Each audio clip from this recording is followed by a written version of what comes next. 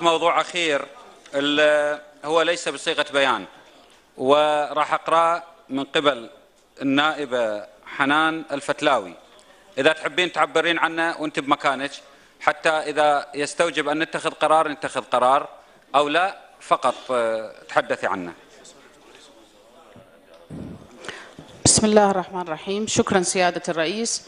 هي مناشدة واستغاثة، وأرجو أن يكون دور لسيادتكم كرئاسة لمجلس النواب ولمجلس النواب بها، لأنه منذ أيام وعدد كبير من أبنائنا من الجنود الأبطال الصامدين محتجزين في منطقة الصقلاوية، وتصلنا استغاثة واستنجاد منهم لعدد كبير من النواب ومن مختلف المحافظات.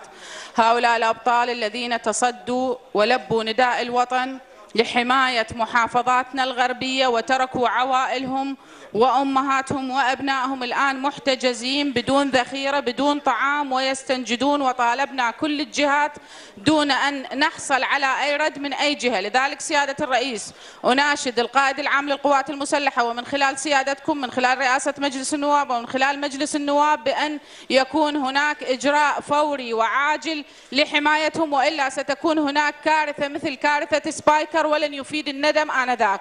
نحتاج إغاثة. نقطة نظام رياض غريب، النائب رياض غريب.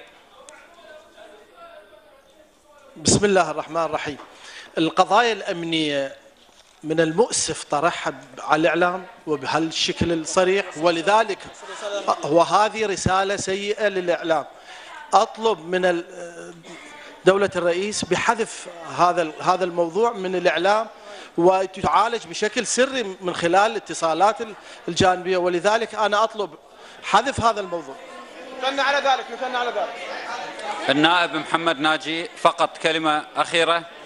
بسم الله الرحمن الرحيم. كلمة أخيرة. سيد الرئيس، مع احترامنا واعتزازنا لكل الآراء التي تطرح لاستغاثة الأخوة الموجودين هناك، ولكن لدي أيضا معلومات ومن نفس الأخوة المحاصرين هنالك، إذا كانت هي محاصرة قالوا لنا نعم نحن نحتاج إلى المساعدة، ولكن نحن صامدون، نحن لدينا الذخيرة الكافية لندافع عن أنفسنا، لن نحيد عن هذا المكان أبدا، سوف نبقى صامدين ويمكن أن نطهر المناطق التي أمامنا ولن نرجع أبدا. لديهم موقف إيجابي جدا. نعم يحتاجون إلى المساعدة، يحتاجون إلى ذلك، ولكن ليس بالشكل الذي يمكن أن يكونوا كسبايكر. هؤلاء شكراً. أبطال ولديهم القوة، يمكن أن يدافعوا. شكرا.